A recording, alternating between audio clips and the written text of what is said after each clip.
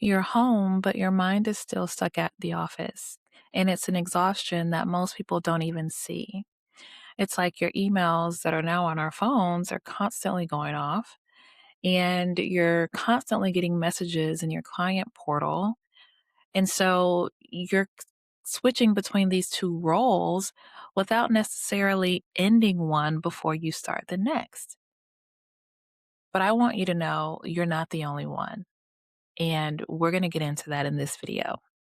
If you're new here, welcome. I'm Shaquela, Human Flourishing Coach, on a mission to help wives in business lead from God's pace, not worldly pressure. This is a safe, Christ centered space for wifepreneurs, women who love God, honor their covenant, and want to build a successful business, but still feel stretched thin between marriage and business. Here, we are intentional about slowing down, realigning our priorities, and regaining control of our time so that we can build business success that does not sacrifice our marriage just as God intended. If you are a follower that's been with me for a while, welcome back. I am so glad that you are here, and I thank you for continuing this journey with me. So, let's get into it. So, this is not a lack of boundary issue, it's more of a transition issue. And it's more of a transition issue because we are switching roles from being that entrepreneur in the office to coming home and being that wife or mother without actually allowing space for that process to happen, right? So, in the office, depending on what you're doing, you may have a ton of meetings that you're in. You may be having a lot of clients that you may be counseling, or even just different things that you have to take in internally. And all of that tends to weigh on your mind, and you carry that. And so when we don't allow ourselves time to process everything that we've done that day, and then allow our brains to slow down and almost kind of downshift a little bit, we tend to carry whatever we have left from the office into our home life. And so when we have that constant switching of roles back and forth, that in itself creates mental fatigue.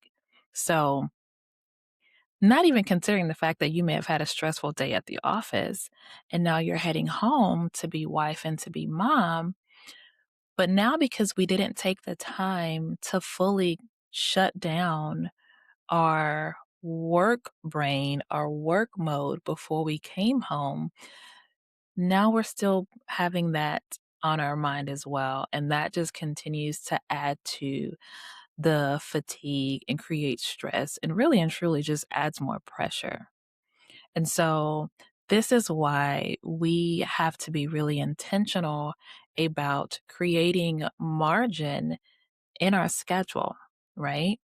So, the same way that you schedule any other appointments with your client, or you have certain time blocked off for activities with your kids or date nights or even just, some me time.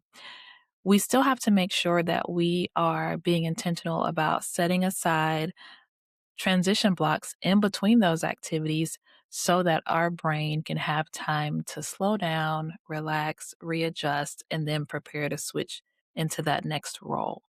And so there are three transition blocks that I love to use that I have found very, very helpful for me, as well as other ladies that I've worked with.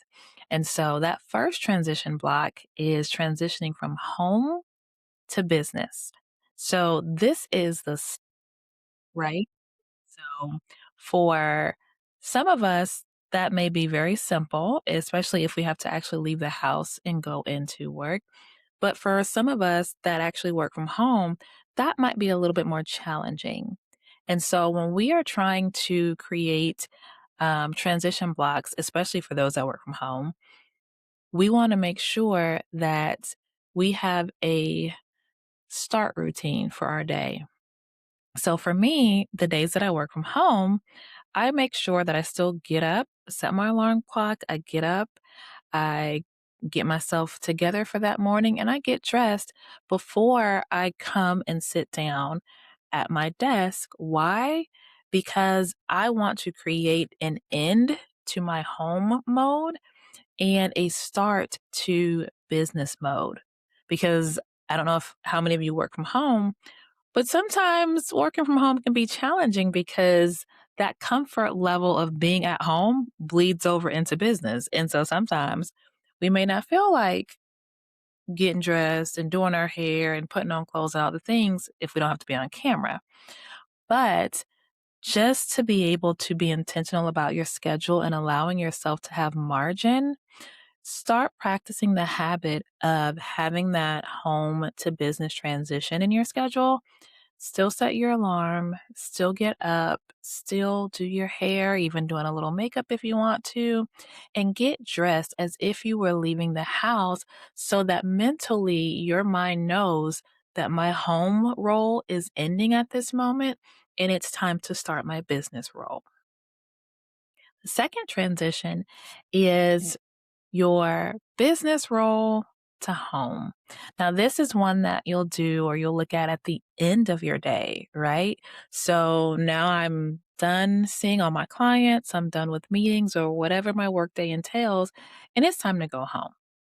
So for me, I I am notorious for stopping my work 30 minutes before it's time for me to end my day. So if I say to myself, my day is going to end at 2 p.m., by 1:30, I'm done. I'm not doing anything else because I need some time for my brain to literally unwind and start to decompress from all the things I've been doing all day before I head home because I don't want to take that home, right?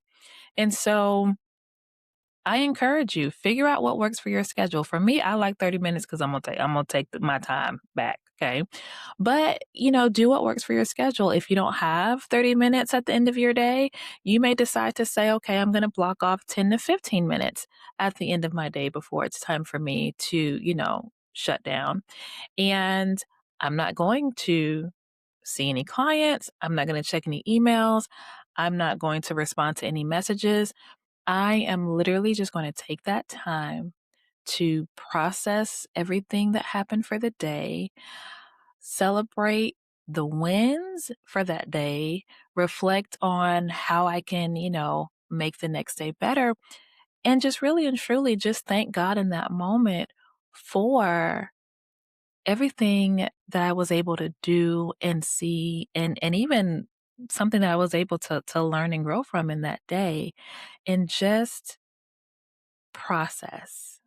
Don't start anything new. Just process, take notes, and just slow down. And then the third block that I implemented into my schedule that works really well is the end of day mental shutdown. So this one is at the very end of my day.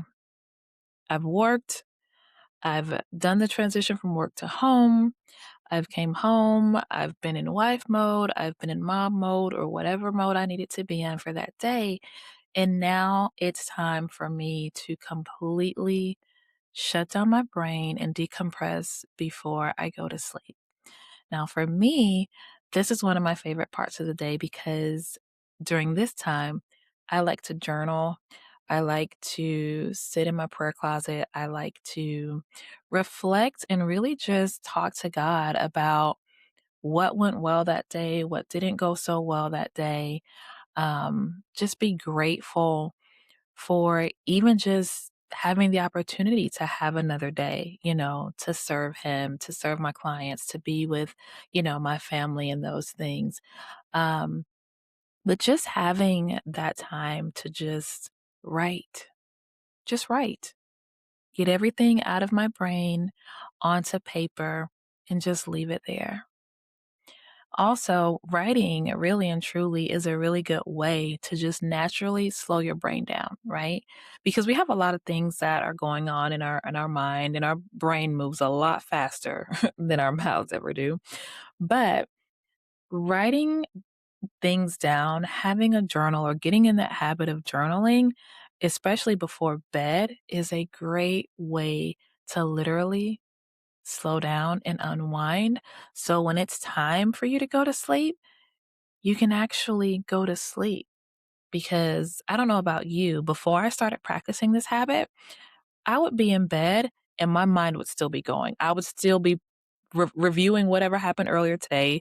My mind is all of a sudden trying to plan for tomorrow and the next day and all the things. But the minute I started being intentional and consistent about taking a few minutes before bed just to journal, it's so much easier for my body to transition into a restful mode and for me to get a better night's sleep. So, I encourage you, build transition blocks into your schedule. You know, you need that time for one of your roles to end before you start the next role. This releases so much pressure and takes so much tension off of you, your mind, and it just allows you to be present in that moment. Because a lot of times, especially as busy wives and entrepreneurs, we're home, but we're never fully present because our mind is always thinking about something related to business, especially if you're a solopreneur like myself. You're always thinking about what wasn't done, where you left off, what you got to pick up on, what hasn't get done, what's getting behind, and all the things. And so you're at home and you're trying to have a nice evening with your husband or dinner or just relax and watch a movie. And physically you're there, but mentally you're not connected. And so I encourage you, start building these blocks into your day. And I even I even wanna know, even in this moment, like, do you guys have those times where you feel that tension, where you feel, your business life is overlapping into your wifey role or mom role? Like, where are you having the biggest challenges? Like, which one of those transitions feels hardest for you? Like, I would love to know. Like, drop it in the comments. Let's talk about it because this is something that a lot of wifepreneurs struggle with. It's one that we don't talk about often, but it's one that's very common, and there's no reason to feel guilty about it because it happens. The good thing is now we have a way to deal with it. Now we have a way to overcome it so that we can be present and enjoy our time at the office and then enjoy our time in our home role. So, I pray that this episode blessed you. I hope that you found it enjoyable and you found something that you're able to implement into your daily habits. And I ask that you would definitely share this with another woman that you know would be able to benefit from it. Make sure you like this episode and hit the subscribe button. That way, you're able to continue engaging in conversation with me on faith, on marriage and business, and all things wifey, right? So, again, I hope you enjoy the episode, and I'll see you next time.